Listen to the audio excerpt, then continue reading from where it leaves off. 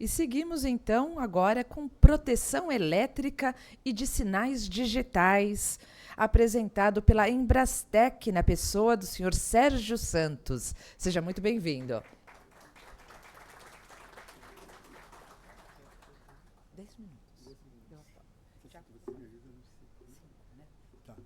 Pessoal, boa tarde, né? Boa tarde especial, porque já é tarde mesmo, né? E vocês estão aqui desde o comecinho aqui.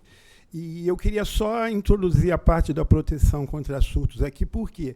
Porque eu sou aquele convidado, eu não sou um convidado, eu sou um penetra, na verdade, né? Então, a gente tem várias tecnologias, vários sistemas, várias soluções muito fantásticas, e eu venho trazer não uma solução, mais uma solução, venho trazer um problema. E talvez ajudá-los para que esse problema não cause mais problemas no futuro para vocês. Eu sou da Embrastec, que é um fabricante, então, dentro desse ecossistema que a gente está trabalhando aqui, em profissionais, prestadores de serviços, associações, a universidade, a Embrastec é uma fábrica. Ela produz e entrega produtos para a gente aqui. Tá? E esse produto, tudo que a gente falou aqui, quando a gente conversou de tecnologia, de sistemas, de protocolos de comunicação, isso só é possível porque eu não sei quem aqui, os colegas são arquitetos, engenheiros civis, engenheiros eletrônicos, porque a gente tem um desenvolvimento tecnológico muito grande a partir da eletrônica, a partir dos semicondutores, e a gente chegou até esses equipamentos que são chamados equipamentos de tecnologia da informação. Ou seja, hoje a gente não consegue mais diferenciar o que é um equipamento que faz uma coisa e faz outra coisa. Antigamente, eu estou com o meu colega Chester ali, né? A gente já tem uma certa idade. Antigamente, o que era energia, motor, lâmpada, refrigerador, e o que era comunicação. Antena, rádio, televisão, essas coisas todas. Só que houve uma subversão desses valores. E hoje os equipamentos se comunicam. Tá certo? E dentro da normatização brasileira, da ABNT, eles são chamados equipamentos de tecnologia da informação. São equipamentos que recebem a energia, mas o que eles produzem é comunicação, é interação, é prestação de serviços. São fantásticos esses equipamentos. A gente vive hoje um período de evolução da produtividade sem precedente na história humana. Nós somos uma sociedade muito mais eficiente, muito mais produtiva, como nos últimos 10 anos nós superamos 100 anos anteriores em termos de crescimento da produtividade, só que existe uma contrapartida, é aí que eu entro. Nós somos mais vulneráveis. Eu não sei quais colegas aqui são engenheiros, tá? A gente tem um grave defeito que os físicos sempre lembram a gente comete esse erro sempre. A gente não muda as leis da natureza. As leis da natureza continuam prevalecendo. A gente usa essas leis para fazer os nossos serviços, os nossos bens. Ou seja, esses equipamentos são vulneráveis às descargas atmosféricas, querendo ou não querendo.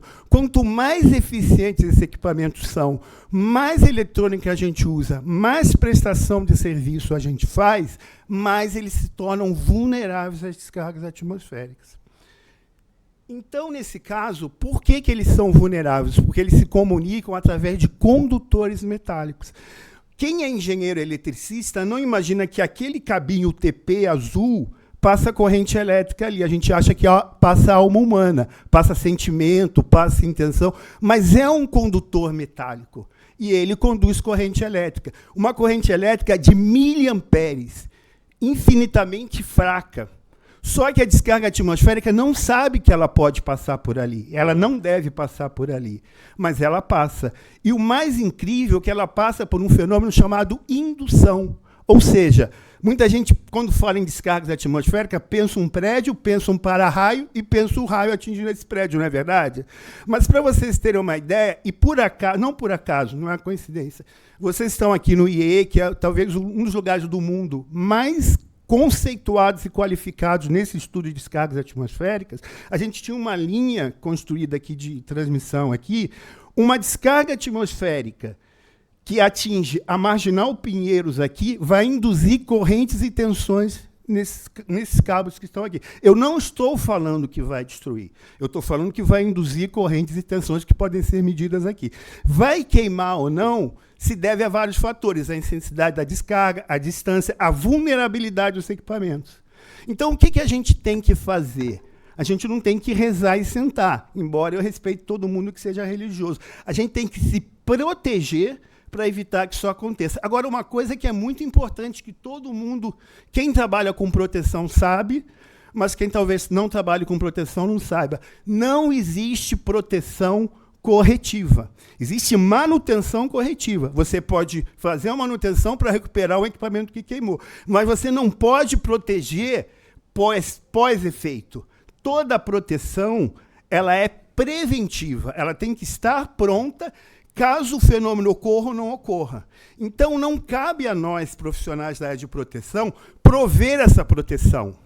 Cabe a nós disponibilizar essa proteção para que quem vai utilizar, o pessoal do protocolo, o pessoal da iluminação. Então, a gente trabalhou no passado com o pessoal do fotovoltaico. Trabalhou com o pessoal do fotovoltaico até que eles incorporaram a proteção. Surgiu o quê? Surgiu a energia eólica. A gente trabalhou com a energia eólica para eles colocarem a proteção. Hoje existe o quê? A eletromobilidade. A gente está colocando a proteção dentro do contexto da eletromobilidade. E aí a Juliana tem ajudado muito a gente nesse trabalho. A gente tem colocado também, ou está tentando colocar a proteção dentro do contexto da iluminação e da iluminação inteligente, dos sistemas inteligentes. Por quê? Porque esses sistemas são vulneráveis. E quanto mais eficientes eles se tornarem, mais vulneráveis eles são. Em economia, está lá o César, né, César, você que é economista, isso é uma externalidade negativa da iluminação, do avanço tecnológico. Então, à medida que a gente coloca alguma coisa mais moderna, a gente tem que mudar nossos hábitos, isso é que é difícil. Então, é fácil montar equipamentos inteligentes, é fácil desenvolver a tecnologia. Muito difícil é mudar os nossos paradigmas. Por quê? Porque a gente tem uma mentalidade formada aqui. Então, a gente pode colocar um edifício totalmente inteligente sem a proteção. Eu não sou necessário para que esse edifício funcione. Só que, como dizia o nosso ministro, vocês são jovens, talvez você não se lembram, Pedro Malan, as consequências vêm depois. Então, se cair uma descarga atmosférica, gente, e aí é muito importante a mudança de mentalidade. Ninguém mais pensa em proteger porque as coisas vão queimar e eu vou ter que gastar. Uma câmera é muito barato hoje em dia. Uma iluminação LED é muito barato hoje em dia. O nosso custo, não está na perda do equipamento, do hardware em si. A nossa perda, o nosso prejuízo está totalmente causado pela perda do serviço. Então, você perder uma câmera não significa nada para uma empresa. Você perder a aquisição daquelas informações que a câmera nos dá, causa um prejuízo muito grande. Então, aqui um exercício muito rápido aqui. Todo mundo vai pensar aqui o que significa o Mercado Livre sem se comunicar, os sistemas do Mercado Livre parados por 10 minutos. O que isso representa de prejuízo? O que representa o prejuízo da Amazon por 10 minutos que eles tiveram uma parada nos seus computadores num data center, por exemplo? Tá certo? Então, a proteção é preventiva e é uma questão de posicionamento. Por quê? Porque a Amazon, o Mercado Livre, o aeroporto de Guarulhos, alguns podem funcionar com ou sem proteção.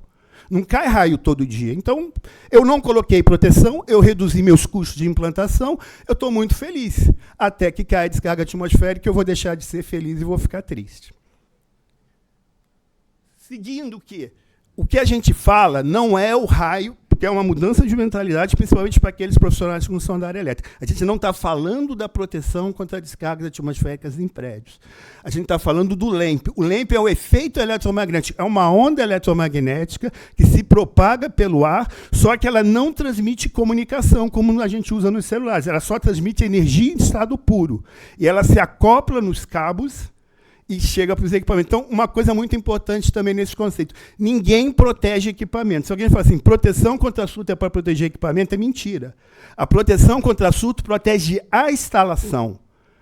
A instalação sendo protegida, os equipamentos que fazem parte dela passam automaticamente a estar protegidos. Pode parecer semântica, mas não é. É conceito. E a gente tem que incorporar esses conceitos. Tá? Então, aqui é um efeito, só para vocês terem ideia, 2 quilômetros. Por favor, não sejam preciosistas, vão me perguntar, mas são 2 quilômetros mesmo? Não. Pode ser um pouquinho mais, um pouquinho menos, dependendo de vários fatores. Já me encaminhando para o final, e por que é importante a interdisciplinaridade aqui? Arquiteto, engenheiro civil, porque, já concluído então, muito da proteção não custa nada. Entendam isso, não custa nada. Muda-se conceitos na hora que eu vou fazer uma instalação. Por exemplo, eu vou dar um exemplo bem simples. Eu não passo um cabo aqui, por exemplo, desse projetor até aquela sala. Se eu mudar o desenho desse cabo, eu torno a instalação mais protegida. Por exemplo, eu uso blindagens. Em vez de colocar, por exemplo, algumas coisas, eletrocalhas plásticas, eu uso eletrocalhas metálicas. Então, eu faço coisas que eu teria que fazer de qualquer maneira, mudando o desenho da instalação, e a minha instalação automaticamente passa a ser mais protegida. Para que isso aconteça, eu só preciso de uma coisa: a parceria entre todos os envolvidos no projeto, para que a proteção contra surto não passe de um detalhe ou um preciosismo para a consciência que se torna de uma coisa realmente importante. No caso, o que a gente fornece são os dispositivos de proteção contra surtos.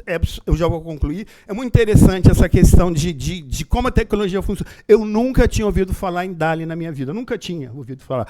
Eu recebi uma comunicação outro dia de um cliente.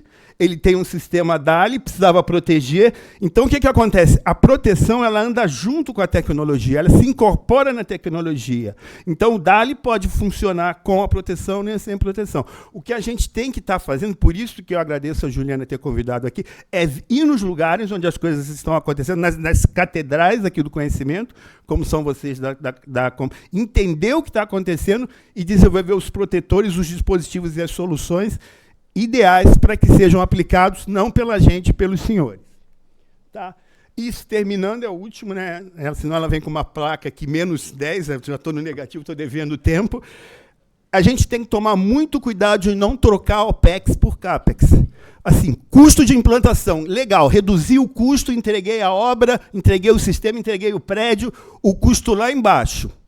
Recebi um monte de prêmio. Quem for manter esse prédio, cuidar desse prédio, operar esse prédio durante 20 anos, vai ter que pagar tudo aquilo que foi pretensamente economizado ao longo de muitos anos. Tá? Então, eu acho que hoje é o grande desafio nosso da área de tecnologia, da área de engenharia. Não trocar OPEX por CAPEX. Não economizar fazendo economia burra. Deixar as coisas vulneráveis para que outras pessoas que venham depois tenham que arcar com aquele custo da nossa missão. Tá certo? Do ponto de vista técnico, eu faço como todos os colegas aqui, eu me coloco à disposição, questões técnicas, trocar experiências, e agradecer mais uma vez, Juliana, pelo espaço cedido aqui. Tá? Muito obrigado.